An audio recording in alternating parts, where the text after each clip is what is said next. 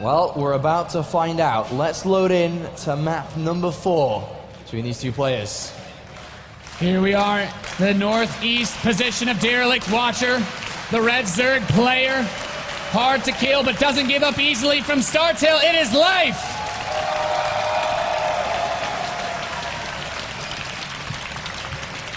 An impressive showing with how little damage his official attack was able to do against TaeJa. Truly impressive, showing why he's here in the grand finals of DreamHack Winter. But his opponent has played phenomenally, undefeated. The blue Terran from Team Liquid, it is TaeJa!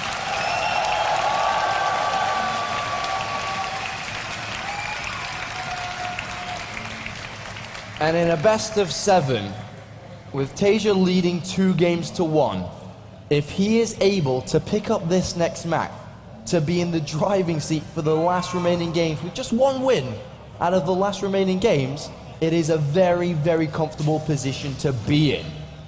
So then if we look at it like that, then this becomes a very, very important game for Life to pick up. He needs this win on this map, otherwise things are going to get way too difficult. You can't give a major advantage like that to a player the caliber of TaeJa. Exactly. If you fall down to that 3-1 position, TaeJa can do almost anything in the next game. If he has anything that he thinks will work to get that fast final win, he's likely to pull it out. Hatchery's up. Barracks gas. TaeJa's still keeping that option for the fast scouting. I can't really fault him for this decision. I wonder if Life will opt to go back to his normal ZVT opening, which is the gas before that spawning pool, and he will. So what does he do this game to even things up? Well, that's what we're going to have to find out. What does Life do? It seems to be with his army movement, his control, his complete focus on counterattacks. TaeJa just 1 game away from being in a pretty decent position.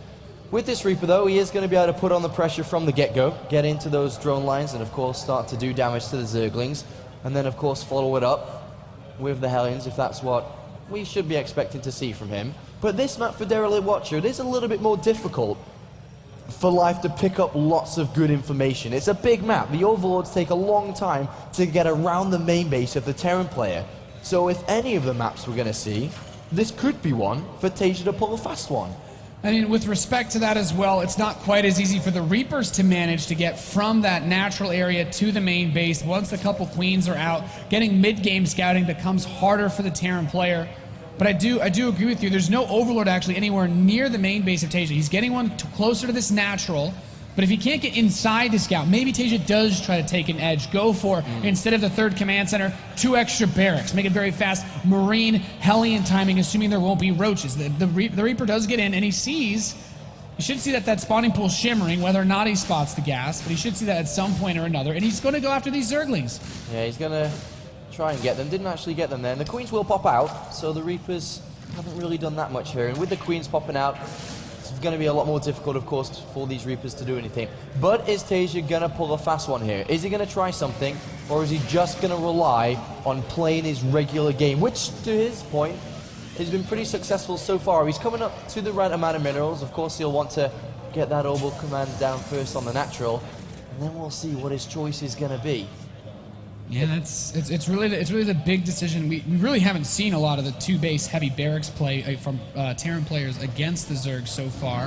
The factory's moving. There it is. Well, it's going to be a starport, so not quite as economic, but still keeping the options open for some tech. We could even see after this Marine, which it might just be making these Marines deny an Overlord scout. He could just build the tech lab then, and there is the tech lab. So we have potential to see Banshee play come out of TaeJa. Yeah, Banshee play, but it's only off a single gas here, so it's not a major investment. It's not with Cloak, but it's definitely still going to be out there, going to be doing damage, and joining the Reapers that are still alive, I'd imagine at this point, with the Hellions and then the Banshee on top, this can be pretty deadly. Yeah, there's other ways for him to commit to this, though. He could still make more than 6 Hellions, slow down his transition into the biotech, but I don't think that's a big deal versus Life because he simply doesn't build roaches early on against Terran players. A lot of Hellions are almost never bad versus this guy, and it panned out well for him with holding off the Zergling pressure in the first map. So there's the Banshee on the way. He can't research Cloak. The Overlord should come in and spot this, so Life will know exactly what's up. And he can even pretty much put his opponent on a single gas with this. without seeing Cloak being researched at this point, he can probably imagine this is a single gas, I've played against this build multiple times, and that usually means we are going to see a third command center, so he doesn't need to rush up to a layer, and he's actually chosen to go for the evolution chambers to upgrade rather than trying to get detection. Without Cloak, he doesn't need it, so all it's going to come down to, can he defend against the non-Cloak Banshee? He does lose Nova a little bit, will slow him down a little bit, having to rebuild that, but can he defend against the Hellions, against the Reapers, against the Banshee or two? And if he can, he's going to have a pretty decent setup because his evolution chambers are that fast in this game. Yeah, he's immediately starting the 1-1, and this is what I was looking to see because TaeJa's just now taking that second gas. He's starting up Stim. It's going to take another minute or so before he even has the gas to start his own 1-1. We don't even see engineering bays on the map, so Life could secure a pretty nice advantage through this. Now the engineering bays start, but looking at the way the rest of this is set up, he can't do anything with the starport of the factory at this point because that gas he needs for the upgrade since he only had the one refinery. And with Queens already having transfused, I mean, this is going to be very difficult for TaeJa to find an opening to make these units useful. Yeah, 6 Queen openings, pretty damn strong versus this setup, and all he has to do is just not lose too much. Banshee will kill a drone, maybe here or there, but it's nothing serious, and TaeJa finds himself with not a lot to do. Alright, so additional production is coming down here for TaeJa. He's got his engineering base, he needs to start those upgrades promptly, as they are now going to start. But he hasn't really done anything with these units. He could have had faster upgrades, he could have had a faster third command center, so you'd like to say that Life does have a bit of an advantage coming into this. He does have a supply lead, as we can see, and a very high drone count, not having to overcommit to anything. He hasn't really had to build a lot of units because he had those Queens out early. It's something that we've seen from Life. He squeezes out a few of these Zerglings pretty damn fast with that speed, and then just goes crazy on the drones. The Queen's shoving these Hellions back, which means you can continue to plant the creep tumors. And beside the drones, he's getting all his tech together. Spire's on the way. Baneling's speed. He's going to have all the tools he needs to really explode past that 12-minute mark. And he's already at 72 drones, moving up to 76 in the next few seconds.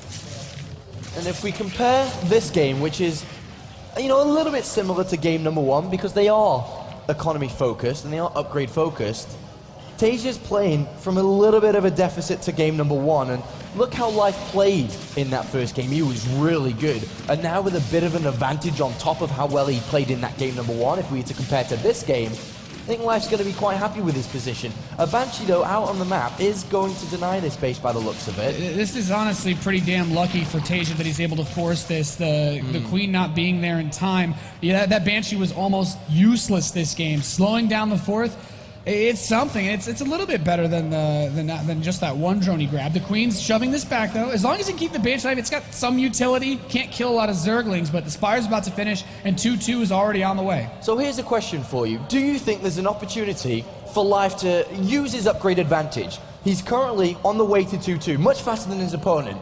Do you reckon if he's able to time out an attack with his 2-2 while TaeJa's away from it, around this location, because it's so open, is that's going to be successful? But hold on, answer that in a second, as we are having a bit of action.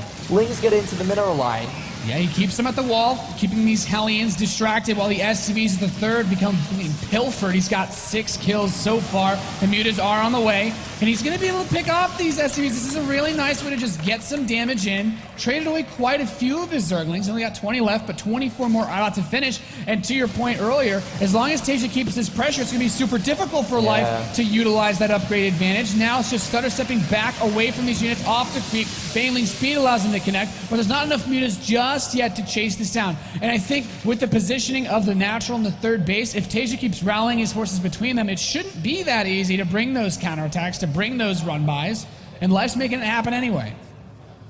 Alright, TaeJa starting to waypoint his units up north, realizing that 4th base is definitely something he wants to contest. We saw what happened when he didn't earlier on in this series. It allows Life to just kind of rush forward with his economy, have a lot of Mutas, have a lot of Banelings, able to counterattack and waste units to a certain extent. But TaeJa is not going to allow that to happen, and this base is very difficult to have creep spread to defend it. Look, the creep spread's trying to push up there from where it was originally, but it's not even there yet. It's only just approaching the hatchery, so the high ground is not covered in creep, which means it's going to be a lot easier for TaeJa to fight, to hold, and this is going to be super important here.